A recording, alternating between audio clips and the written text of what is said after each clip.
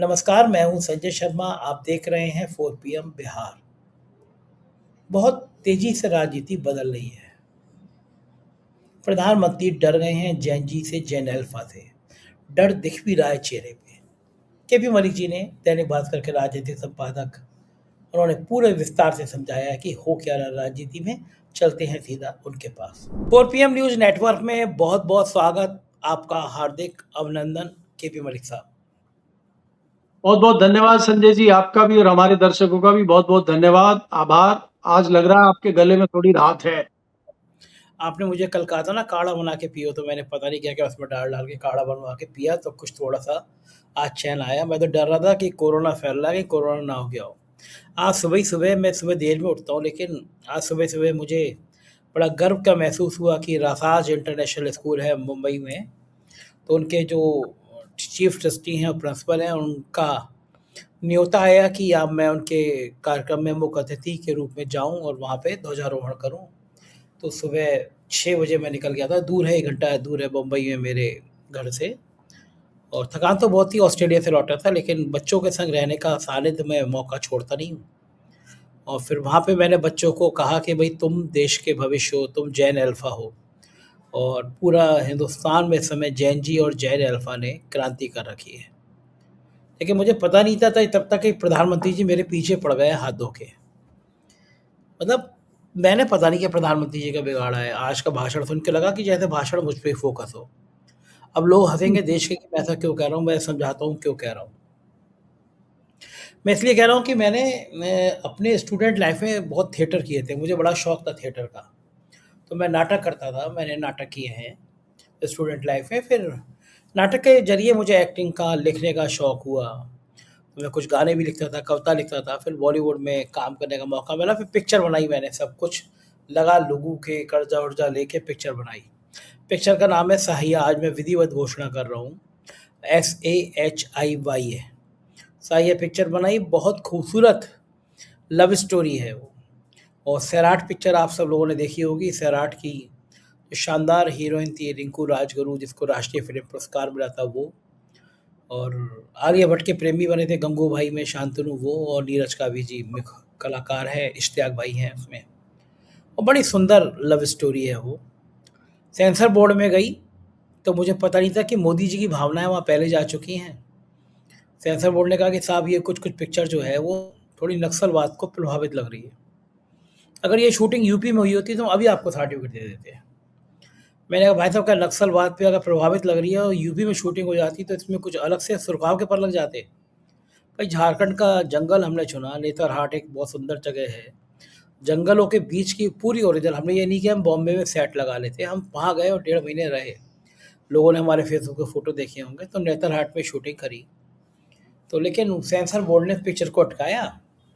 देश भर में हल्ला हुआ, तमाम जगह मीडिया में बड़े-बड़े संस्थानों में खबर आई, तो हमारी पिक्चर रिव्यू कमेटी में भेज दी गई कि साहब अब रिव्यू कमेटी इसको निर्णायक फैसला देगी। तब तक प्रधानमंत्री जी मानसिक नक्सलवाद शब्द ले आए। मैं समझ गया कि भैया इस शब्द के आने से पहले सेंसर बोर्ड के लोगों को समझ गए होंगे कि हमारे प्रधानमंत्री जी किस भावना के तहत आने वाले हैं, इसलिए मेरी पिक्चर में पहले ही नक्सलवाद का रोक लगा दो। ये मैं समझ में नहीं आता कि जो बात करे कि देश में नौकरी नहीं मिल रही, पेपर लीक हो जा रहे हैं, तो वो टुकड़े-टुकड़े गैंग का मेंबर जैसे लोग मुझे कहते हैं। जो बात करे भ्रष्टाचार की, एक्सप्रेसवे के टूट जाने की, उसको लोग कहते हैं कि पाकिस्तान चले जाओ। आज मैं जिस स्कूल में गया, उसके चेयरमैन ट्रस्टी मुसलमान हैं, हाजी रियाज भाई नाम है उनका। प्रिंसिपल मुसलमान हैं, और बच्चों की भी बड़ी आबादी मुस्लिमों की है। मैंने ध्वजारोहण किया, वहाँ वंदे मातरम शुरू हो गया। मैंने कहा जब वंदे मातरम इतनी शांति के साथ, वो मुसलमान चेयरमैन, मुसलमान प्रिंसिपल, बच्चे सब वंदे मातरम गा रहे हैं, देश भावना से डूबे हुए हैं, तो मुझे याद आया कि भाजपा के वो नफरती चिंटू जो वंदे मातरम को मुद्दा बनाते हैं। जैसे मैं आपको बताऊं मलिक साहब कि अगर मैं मुसलमान होता, मैं बड़े आराम से वंदे मातरम गा रहा होता, मन से तमन्ना के संग गा रहा होता, क्योंकि मुसलमानों ने देश के बंटवारे में उनके पास विकल्प था कि वो पाकिस्तान चले जाते, लेकिन उन्होंने इस मिट्टी को चुना और कहा जहाँ पैदा हुए वहीं मरेंगे। देखिए, मैं बड़े आराम से वंदे मातरम कह रहा होता, लेकिन कोई डंडा लेके आता कि भारत में रहना होगा तो वंदे मातरम कहना होगा। जो डंडा मेरे सामने रखता, चाकू मेरे सामने रखता, गोली मेरे सामने रखता, मैं तब भी नहीं खाता फिर।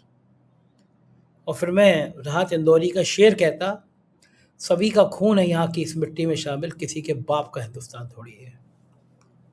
आज मैं उस स्कूल में मुझे लगा कि बड़े आराम से लोग वंदे मातरम कह रहे हैं, लेकिन जब तुम दबाव बनाते हो कि वंदे मातरम कहना होगा, तो लोग कहते हैं किसी के बाप का हिंदुस्तान थोड़ी ना है, सभी का खून है इस मिट्टी में शामिल। तो मैं मलिक साहब ये जानना चाहता हूँ कि चूँकि आप मुझसे ज़्यादा अनुभवी हैं, पार्लियामेंट मैंने तो बहुत कम देखी है, आपने बीसों साल पार्लियामेंट की पत्रकारिता की है। देश के मौजूदा भी कई मंत्री चुपचाप आपसे मिल लेते हैं कि मोदी जी को पता ना चल जाए। आपको बढ़िया-बढ़िया भोजन पे भी न्योता मिल जाता है, मुझे पता है आपका नेटवर्क। बड़े-बड़े ब्यूरोक्रेट आपसे मिल लेते हैं चुपचाप। ये बात अलग है, पहले व्हाट्सएप पे बात कर दिया करते थे, आजकल फेस टाइम पे बात करते हैं आपसे। तो आपकी राजनीतिक गलियारों में, नौकरशाही में बहुत भारी पकड़ है। तो मैं ये जानना चाहता हूँ कि जब प्रधानमंत्री जी बने थे तो उन्होंने कहा था कि दिल्ली में AK-47 अरविंद केजरीवाल के लिए कहा था, तब भी वो नक्सलवाद शब्द निकाल के लाए थे। और आज फिर उन्होंने डरे हुए प्रधानमंत्री ने, एक तो उन्होंने जो तिरंगा लगा रखा था उसको लेकर ट्रोल हो रहे हैं वो, गलत तरीके से थोड़ा सा एंगल बिगड़ गया था उसका, और फिर वो नक्सलवाद का, मानसिक नक्सलवाद का जिक्र ले आए। डरे हुए इसलिए थे कि बार बार भाषण में नौजवान नौजवान जय जी, मतलब ऐसा लग रहा था कि आज प्रधानमंत्री जी का गला सूख रहा है, आवाज़ अटक रही है। तो मलिक साहब, मैं बड़ा हैरान इस बात को लेकर कि ये बार-बार टुकड़े-टुकड़े गैंग, ये नक्सलवाद, अर्बन नक्सलवाद आ जाता है कभी, कभी मानसिक नक्सलवाद आ जाता है, और कम्युनिस्ट पार्टियों को भी नक्सलवाद से जोड़ देते हैं अब तो लोग। मेरे यहाँ तो वो गोरकी की किताबें रही हैं, मैंने बहुत पढ़ा है, मैंने लेनिन को पढ़ा है, तो मुझे तो लगता है कि कहीं ये भगत सिंह को भी कुछ दिनों बाद नक्सली ना कह दें, क्योंकि भगत सिंह भी लेनिन को बहुत पढ़ते थे।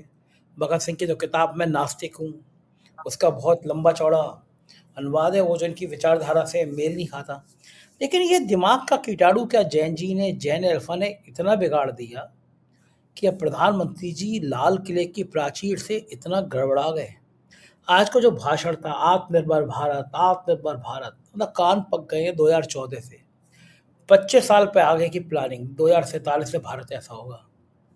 84 लाख योनियों में जब मैं मरूँगा तो पता नहीं अगले जन्म में मैं मक्खी होऊँगा, मच्छर होऊँगा, कुत्ता होऊँगा, बिल्ली होऊँगा। मैं अपनी कह रहा हूँ, मोदी जी की नहीं कह रहा। मोदी जी तो हर जन्म में मोदी जी होंगे। लेकिन मैं मरूँगा, होता मैं मक्खी हूँ, मच्छर हूँ। तो मोदी जी ये तो तय बात है, कुछ भी कर लें, अगले 25 साल तक तो ज़िंदा नहीं रहेंगे। मतलब 100 साल और ज़िंदा रहना थोड़ा मुश्किल काम हो जाता है, मतलब मुझे तो लगता है। मैं तो नहीं रह पाऊँगा, ऐसे मुझे लगता है मोदी जी भी नहीं रह पाएँगे। ये अगले 20 साल का बेवकूफ़ी का प्लान, मतलब बेवकूफ़ी मैं इसलिए कह रहा हूँ, क्षमा चाहूँगा प्रधानमंत्री जी के लिए नहीं कह रहा मैं, लेकिन किसे बेवकूफ़ बना रहे हैं? 2014 में कह रहे थे 2 साल में बुलेट ट्रेन चल जाएगी, 2022 तक हर घर में छत हो जाएगी, सबको रोज़गार मिल जाएगा। आज ये नक्सलवाद का नया शगुफ़ा ले आए।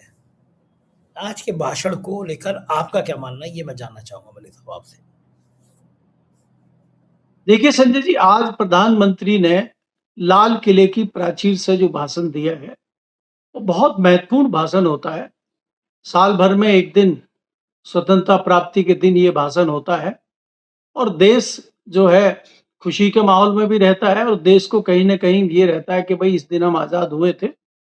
इस तरह का भी रहता है, और प्रधानमंत्री जनरली अपनी योजनाएँ बताते हैं, आगे आने वाली और पीछे हमने क्या-क्या किया। और उसको खाली भारत ही नहीं, विदेशों में भी लोग सुनते हैं, जानते हैं कि भारत की क्या प्लानिंग चल रही है। हम कहाँ पहुँच गए हैं, कहाँ हमें पहुँचना है। ये लगातार होता रहा है आज तक के प्रधानमंत्रियों में। मोदी जी ने भी किया है पीछे, कि मोदी जी ने भी तमाम घोषणाएँ पिछले अपने 12 भाषणों में की है, आज उनका 13वां भाषण था। आपने सुना होगा उसमें skill India, make in India, दुनिया भर के इन्होंने स्मार्ट सिटीज़ का ज़िक्र किया था। सबसे पहले तो आते ही इन्होंने स्वच्छ भारत की बात की थी कि गाँव-गाँव में टॉयलेट होगी। जो आपने बात की थी, वो बातें तो कहीं दिख नहीं रही है। जैसे हमारे गाँव में कहते हैं खेतों में कि जुताई चल रही है, और आगे-आगे उस पे मेड़ा लगता जा रहा है। पीछे जुताई चल रही है और फिर ऊपर मेड़ा लगता जा रहा है। कह दिया, उसके बाद बात खत्म हो रही है। आप नई नई घोषणा कर दे रहे हैं। आज आपने कहा कि हम एआई की ट्रेनिंग देंगे 1 करोड़ बच्चों को आने वाले 1 साल में। संजय जी, आप 1 साल में 1 करोड़ बच्चों को ट्रेनिंग देंगे और आप ये कह रहे हैं कि हम इनको ट्रेनिंग देंगे। एआई तो खुद ही ट्रेनिंग ले लेगा, वो युवा आपसे ज्यादा तेज है वो। और दूसरी बात ये है कि आपके स्कूल बंद हो रहे हैं, आपके स्कूलों की छत टपक रही है, स्कूलों में टॉयलेट है नहीं, बालिकाओं को, महिला टीचर को दिक्कत हो रही है, तमाम अल्फा जनजी स्कूलों पे धावा बोल रहे हैं, और ऐसे में आप युवाओं को ट्रेनिंग देने की बात कर रहे हैं। जो सरकार एक ढंग से परीक्षा ना करा पाती हो, वो 1 करोड़ युवाओं को स्किल की ट्रेनिंग देने की बात कर रही है, थोड़ा हास्यास्पद लगता है। खैर, ये एक बात अलग है, लेकिन अगर आज की आप बात करें, आज मुझे प्रधानमंत्री बड़ी हड़बड़ाहट में दिखाई दिए। एक तो आज ये हुआ, पता नहीं कारण नहीं पता चल पाया कि टेलीप्रॉम्प्टर की व्यवस्था नहीं हो पाई और मोदी जी लगातार नीचे देख के कागज पढ़ रहे थे, ये भी एक नई चीज हुई। एक्चुअली हर बार जब जब मोदी जी सामने आ रहे हैं, उनकी एक एक नई चीज दिखाई दे रही है।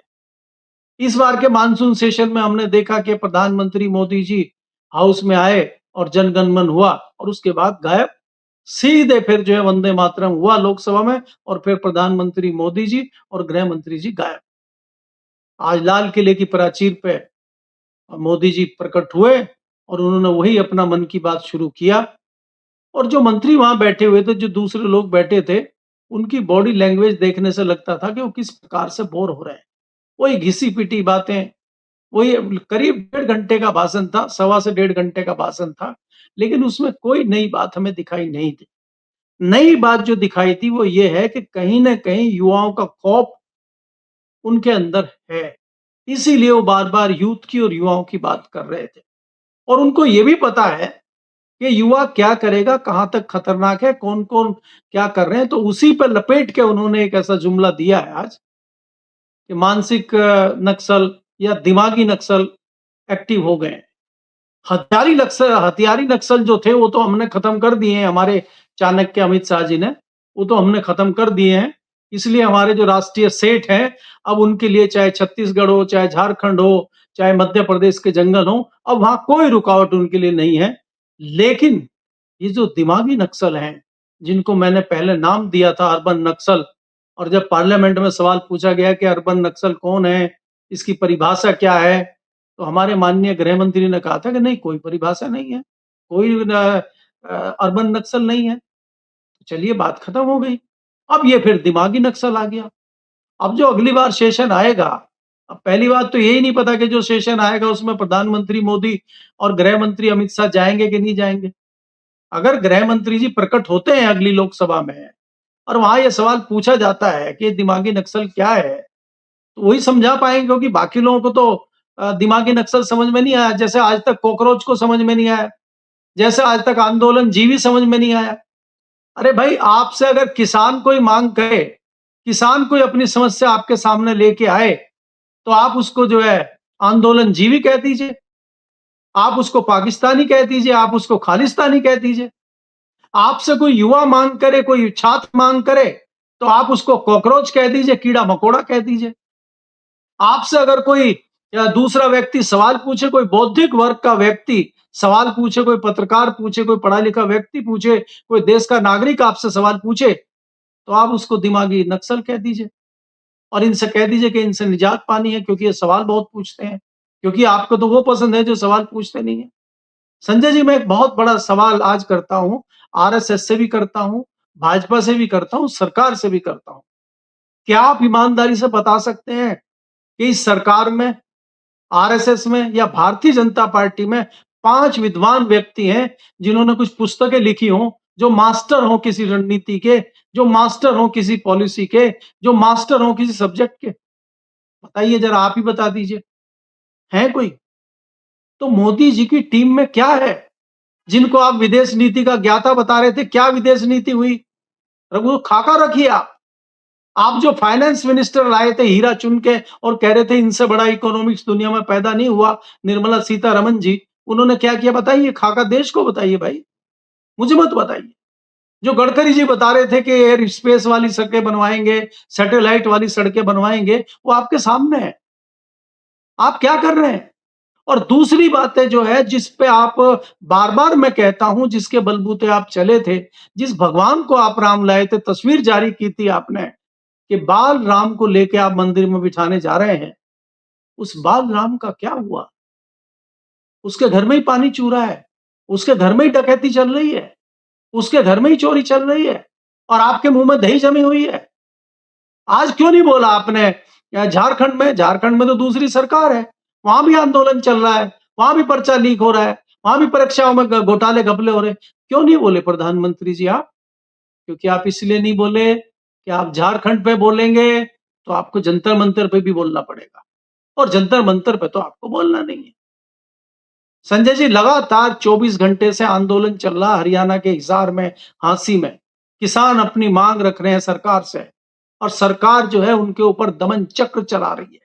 AK-47 लहराई गई है, आपस में छीना झपटी चल रही है AK-47 पे कि कैसे इनको गोली मारी जाए और कोई उन्हीं के बीच के लोग, पुलिस वाले और दूसरे लोग, वो उसको रोक रहे हैं।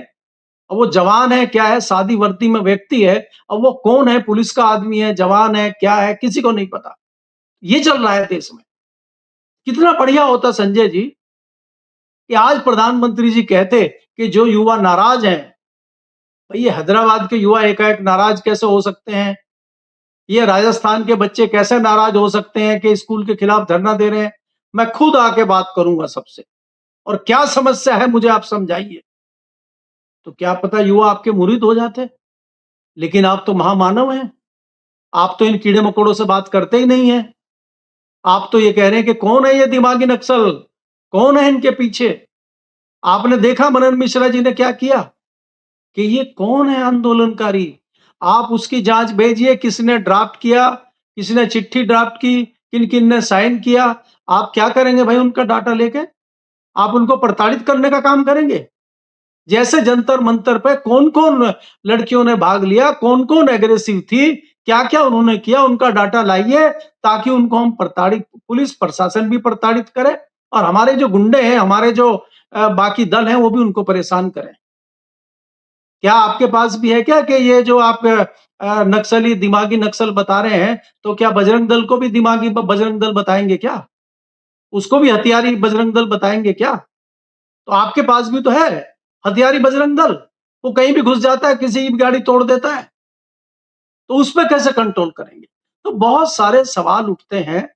प्रधानमंत्री जी से आशा नहीं थी कि वो इस प्रकार का भाषण 1.5 घंटे का देंगे। आपको चीजें कहनी चाहिए थी, कोई दो राय नहीं है। देखिए, आपने कई सेक्टर में बेअंता काम किया, आपने सड़कें बनाई, धड़ाधड़ गाड़ियां खरीदी जा रही हैं, लेकिन किसान, कृषि क्षेत्र का क्या हुआ? दूसरे क्षेत्रों का क्या हुआ? उस पे आप ध्यान नहीं दे पा रहे हैं। तो आपकी पॉलिसियां सारी धरी की धरी रह गई हैं और देश में जिस प्रकार की चीजें चल रही हैं आज की डेट में, उस पे मोदी जी को चिंता करने की आवश्यकता है। तो मुझे लगता है कि ये, चाहे झंडे की बात हो, चाहे वंदे मातरम की बात हो, ये अलहदा बातें हैं, ये कोई इतना महत्व नहीं रखती हैं। आज जिस प्रकार से युवा देश का खड़ा हो गया है, युवा को सबसे पहली दृष्टि में उसको शिक्षा चाहिए, उसको रोजगार चाहिए, उसको काम चाहिए, उसको सवाल पूछने की जो आदत उसकी है, उसको सवालों का जवाब चाहिए और आपको सवालों का जवाब देना होगा। आप ये जो है दिमागी नक्सली कह के, मानसिक नक्सली कह के और आप हथियारी नक्सली कह के, ये इस तरह की जुमलेबाजी करके आप बच नहीं सकते। ये तो हम हमारी उम्र के लोग थे जिनसे आप बच गए या जिनको आप जवाब दे के उलझा दिया, मंदिरों में उलझा दिया, किसी को राशन की लाइन में उलझा दिया। ये लोग उलझने वाले नहीं हैं। जितना आप इनको उलझाने की कोशिश करेंगे, ये उतना ही एग्रेसिव होके आपके पीछे लगेंगे। आप देखिए संजय जी, जो जैन जी कर रहा था, मैं बार-बार कह रहा हूँ कि उससे भी खतरनाक है अल्फा जैन जी। वो उससे भी आगे बढ़ चुका है। वो सुनने को तैयार नहीं है। वो जवाब माँग रहा है, वो अपना हक पूछ रहा है। वो इतनी आसानी से छोड़ने वाला नहीं है। जी। लेकिन एक समस्या और आ रही है, हमारे यहाँ कहावत कही जाती है, गरीब की जोरू सबका भौजाई। जो कमज़ोर होता है उसके ऊपर सब पिल जाते हैं। प्रधानमंत्री जी थोड़े कमज़ोर क्या हुए, सबने अपनी-अपनी तलवारें निकाली। बहुत प्यारा शेर है, दीवार क्या गिरी मेरे कच्चे मकान की, लोगों ने मेरे सहन से रास्ते निकाल लिए। बाबा रामदेव भी भड़क गए हैं। वो कह रहे हैं कि अगर ये जैन जी, जैन अल्फा ये गुस्से में हैं तो खतरनाक है। कौन लोग हैं इनका हक मांग रहे हैं, पेपर लीक हो रहा है, नकल की जा रही है। अचानक बाबा रामदेव तो कह रहे हैं कि मुझे ऐसा मजबूर मत करो कि दोबारा मुझे रामलीला पे आंदोलन करना पड़े। तो ये मैं ये नहीं कहूँगा कि बाबा रामदेव सम्मानित आदमी है कि वो शलवार पहन के इस बार दौड़ेंगे नहीं दौड़ेंगे। लेकिन बाबा रामदेव का ये कहना ही खतरनाक है और कहीं न कहीं मन की उनकी इच्छाएँ फिर आ रही हैं। एक बार मैंने उनका इंटरव्यू किया था। मैंने पूछा था कि बाबा रामदेव जी के भविष्य के बारे में, तो बाबा रामदेव ने मुझसे कहा कि भई मैं क्यों नहीं बन सकता देश का प्रधानमंत्री? मुझे अभी तक याद है। तो रामदेव जी में भी इच्छा है कि देश का प्रधानमंत्री वो बन जाएँ। लेकिन इस दौर में जब प्रधानमंत्री कमज़ोर हैं, जब लोग कह रहे हैं कि अब बहुत जल्दी वो मोर को दाना ही खिलाएँगे और कुछ बचेगा नहीं उनके बस का, तब बाबा रामदेव भी क्रांति पे आ गए। जब जहाज डूबता है तो चूहे सबसे पहले कूद के भागते हैं। क्या अब जहाज डूब रहा है, क्या लग रहा है आपको? संजय देखिए, पहले तो ये जो आप जुमले और कहावत और जो शेर आधे सुनाते हैं, ये पूरा समझ में जनता के नहीं आता है। देखिए, जैसे आजकल बारिश का मौसम चल रहा है और क्योंकि हम तो ग्रामीण क्षेत्र से आते हैं, गाँव के व्यक्ति हैं, गाँव की गलियों में पहले कच्चे मिट्टी के मकान होते थे। उन पे बारिश आने से पहले उनकी जो है पुताई होती थी ढंग से, उस पे वो अपना अ, गारा मिट्टी लगा के उनको मजबूत बनाया जाता था। और कई लोगों के मकान कच्ची, अगर लगातार बारिश हो जाए 2-3 दिन, तो वो कच्ची दीवार गिर जाती थी मकान की। तो उसमें कहावत ये है कि दीवार क्या गिरी मेरे कच्चे मकान की, लोगों ने मेरे आंगन से रास्ता बना लिया। अब रास्ता बन गया, अब जब वो अपनी दीवार बना रहा है, फिर लोग आ रहे हैं कि ये तो रास्ता है, तो फंस गया बेचारा वो। तो मोदी जी जो फंसे हैं, अब लोग कह रहे हैं तो रास्ता बन गया है। अब इसीलिए तो रामदेव जी की एंट्री हुई है। रामदेव जी आज तक तो नहीं बोले थे, आज तक तो बहुत बढ़िया बता रहे थे, वो तो देव तुल्य पुरुष बता रहे थे मोदी जी को। वो भी जयकारा लगा रहे थे। लेकिन एकाएक कैसे उनके ज्ञान चक्षु खुले, कैसे भगवान राम उनके सपने में आए, हो सकता है साक्षात भी आ गए उनके सामने, तो क्योंकि वो भी साधु सन्यासी हैं, वो तो हमारे आपके जैसे पापियों के तो सपने में भी आ जाए बड़ी बात है भगवान राम, लेकिन इनको तो साक्षात दर्शन दे देते हैं। तो हो सकता है बाबा रामदेव को साक्षात दर्शन भगवान राम ने दिए हों और कहा हो कि भाई जो मेरा अपमान मोदी जी ने किया है, उसका बदला आप ही ले सकते हो, क्योंकि आप इस कैटेगरी के हो। कि मोदी जी के जो साम दाम दंड भेद और पैंतरेबाजी है, वो काफी कुछ आप भी जानते हैं और आप भी उसमें पैंतरे में करने में निपुण है आप। तो इसलिए हो सकता है दर्शन दिए और इसलिए जो है बाबा रामदेव ने शुरू किया हो। अब बाबा रामदेव को चिंता हो गई है और बाबा रामदेव को चिंता बच्चों की हुई है कि भाई आप उनको एजुकेशन नहीं दे रहे, आप उनके स्कूल नहीं बनवा रहे, आप उनकी बात नहीं सुन रहे। तो एकाएक क्या हुआ ये? संजय जी, बहुत सारे लोग दावा कर रहे हैं, मैं दावा तो नहीं करता, लेकिन परिस्थितियां इस प्रकार की बनी हुई हैं। अब कब मौका मिलेगा, कब विपक्ष आएगा, कब युवा आगे आएगा, कई भारी भरकम इस्तीफे भी होंगे और इसमें ये हो सकता है कि अगर एक बड़ा पिलर गिरता है, तो दूसरा पिलर खड़ा नहीं रह पाएगा। ये मैं कई बार आपको कह चुका हूँ और दूसरे नंबर के पिलर की गिरने की संभावनाएं बहुत व्याप्त हो चली।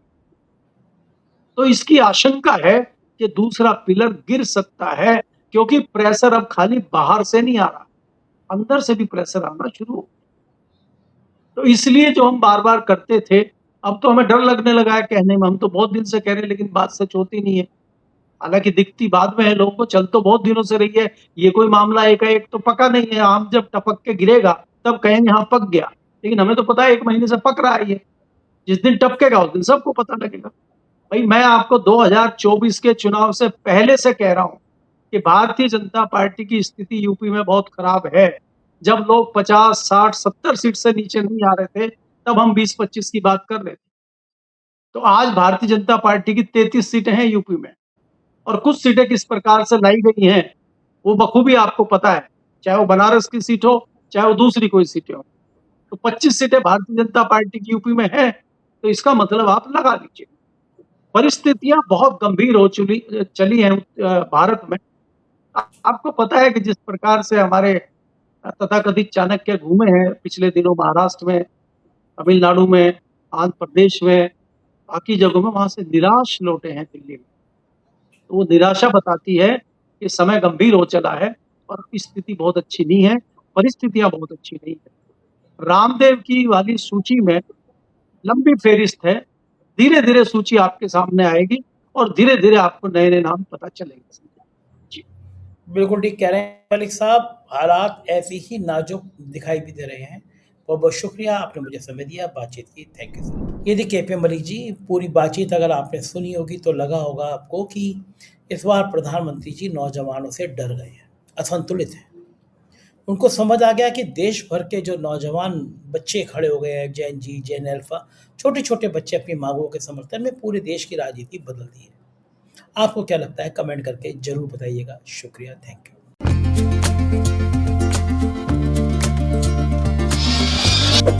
यू।